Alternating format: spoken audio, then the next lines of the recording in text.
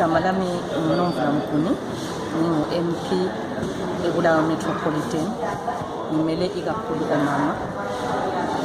I-function le ekhona namuhla eyama-informal and cross-border traders iqakathekile kakhulu ngoba abantu laba ikakhulu omama bebehlukumezeka kakhulu nxa besiya phandle kwelizwe besiyathenga into abazithengayo ukuthi bazothengisa ngayo.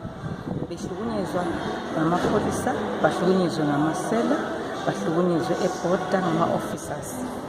Babuye bathi bangachapha ibhoda sebesiza futhi ngapha ekhaya babuye bahlukunyezwe futhi kuma-roadblock ngamapholisa.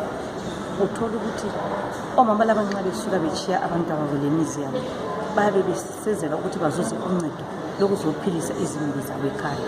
Kodwa nxa sebecutshelwa mbijana khonokho abakudobhileyo phandle kwelizwe, kuthi nxa sebebuya ngapha bafike bathengise bangabi lenzuzo ekwanileyo ukwenzela ukuthi bakhangele izimuli zabo.